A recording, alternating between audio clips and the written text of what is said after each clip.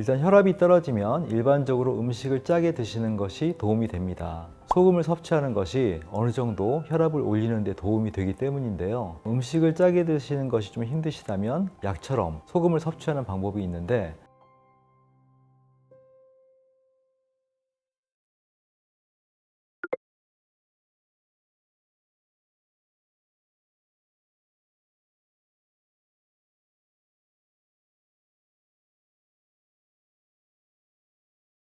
네, 고혈압은 기본적으로 심혈관계에 나쁜 영향을 주는데요. 뇌에서는 대표적인 뇌질환인 뇌졸중, 즉 중풍이 고혈압과 관계가 큽니다.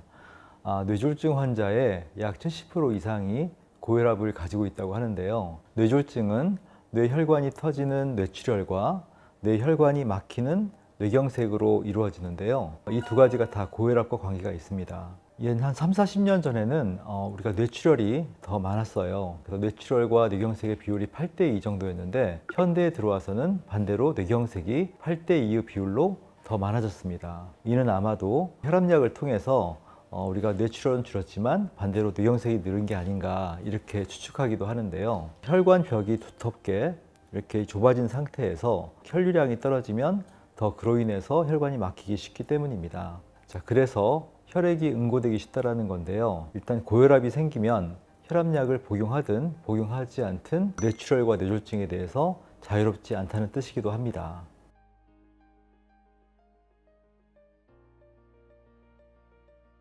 저혈압은 일반적으로 고혈압만큼 뇌에 직접적으로 문제를 일으키는 경우는 드물다고 하는데요. 일반적으로 저혈압은 우리가 수치가 낮은 것만 가지고는 문제를 삼지 않고 그에 따른 증상이 있느냐가 중요합니다. 저혈압으로 인한 증상은 어지러움 외에도 두통이나 가슴이 답답한 거랄지, 구역감이랄지, 호흡이 숨이 차서 호흡이 곤란하달지 이런 식의 증상들이 다양하게 있습니다. 하지만 앞에서 말씀드렸듯이 혈압약을 복용함으로써 혈압이 지나치게 떨어져서 예를 들어서 수축기 혈압이 100 이하로 떨어진다거나 이렇게 과하게 떨어지면은 뇌 혈액순환에 문제가 생겨서 그로 인해서 이런 뇌경색이나 이런 것들이 올 수 있기 때문에 혈압약의 용량을 조절할 필요가 있습니다. 한편으로는 한의학에서는 파킨슨병이나 치매와 같은 그런 퇴행성 뇌질환이 혈허에 의해서 생긴다는 그런 병리학적인 이론이 있습니다.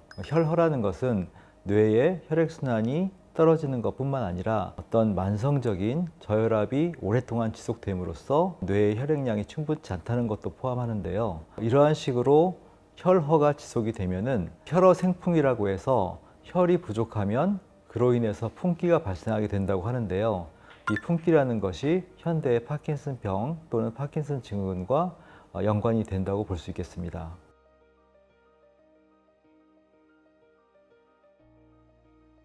파킨슨병에서는 평균적으로 혈압이 떨어지는 그런 경향을 보이게 됩니다. 오랫동안 혈압약을 드시던 분들도 혈압이 점차 떨어짐으로써 혈압약을 줄이거나 심지어 중단하는 경우도 생기게 되는데요. 그리고 또 한편으로는 혈압에 대한 조절이 안 돼서 혈압의 변동폭이 커지는, 하루에도 혈압이 높았다가 다시다가 이런 것들을 반복하는 그런 현상이 생길 수도 있습니다. 혈압을 안정적으로 유지하게 하는 그런 자율신경 기능이 저하돼서인데요.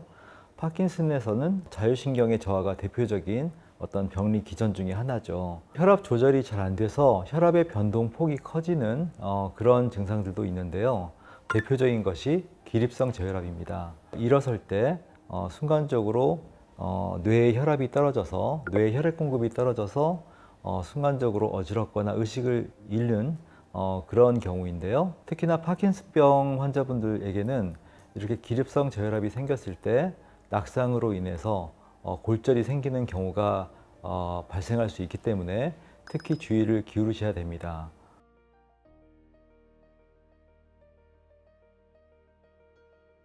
일단 혈압이 떨어지면 일반적으로 음식을 짜게 드시는 것이 도움이 됩니다. 소금을 섭취하는 것이 어느 정도 혈압을 올리는 데 도움이 되기 때문인데요. 음식을 짜게 드시는 것이 좀 힘드시다면 약처럼 소금을 섭취하는 방법이 있는데, 일반적인 소금보다는 죽염을 섭취하는 것이 좋습니다. 죽염은 나트륨 이외에도 다양한 그런 미네랄들이 포함이 되어 있는데, 이러한 미네랄들이 신경계 활동에 도움이 되기 때문에 죽염을 좀 드시는 것을 추천하고 있습니다. 그리고 기립성 저혈압이 생기는 것은 자율신경이 기능이 떨어져서 나타나는 그런 증상인데요. 자율신경계를 활성화시키는 가장 일반적인 방법이 운동입니다. 운동을 하면은 자율신경 기능이 활성화되면서 혈압에 대한 조절이 도움이 되는데요. 운동뿐만 아니라 수면도 굉장히 중요합니다.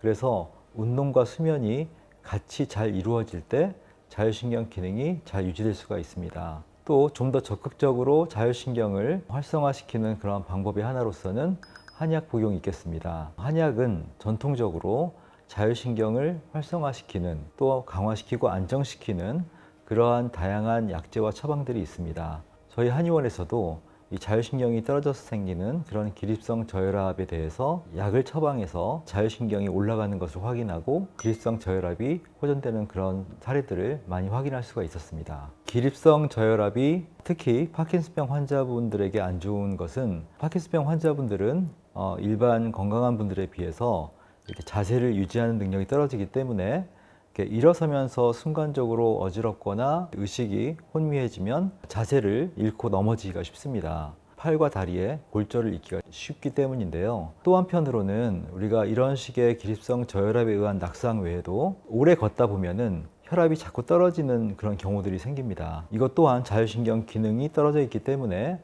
기립 상태로 오래 걸으면은 뇌의 혈압이 자꾸 떨어지는 건데요. 이로 인해서 걷다가 더 걸음이 힘들어지고 넘어지는 경우가 생기기도 합니다. 자율신경의 어떤 기능 저하로 인해서 혈압의 조절이 안 되고 혈압이 떨어지는 것들은 일반적으로 뇌 건강에 안 좋을 뿐더러 파킨슨병 환자분들에게 상당히 위협적인 그런 요소라고 볼 수 있겠습니다.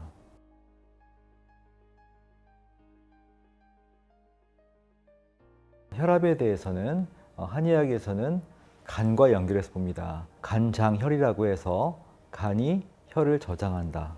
또 간이 혈을 주관한다고 하는데요. 간기가 우리가 보통 상승하기 쉬운데 간양 상황이라고 해서 간의 양기가 오르거나 간의 열이 많아지면 혈액이나 기운이 머리 쪽으로 올라가서 그로 인해서 혈압이 올라가는 경우가 많다고 얘기를 합니다. 거기에 따른 한의학적인 처방은 간의 기운을 조금 내려준다거나 간의 열을 낮춰주는 그러한 처방을 썼을 때 혈압이 좀 다소 떨어지는 것들을 확인할 수가 있고요. 이렇게 혈압을 떨어뜨리는 것들은 사실은 이제 현대의학에서 혈압약으로 해서 많이 나와 있습니다만 반대로 혈압이 낮은 경우에 혈압을 올리는 것은 좀 쉽지 않습니다. 물론 현대의학에서도 혈압을 올리는 약이 있지만 그런 약을 썼을 때 혈압이 이렇게 안정적으로 오르기보다는 오르내리는 경우가 많아서 그로 인해 힘들어하는 경우도 있는데요. 한의학에서는 보통 혈압이 떨어지는 것은 혈허, 그다음에 기허 이런 관점에서 혈과 기를 보충을 했을 때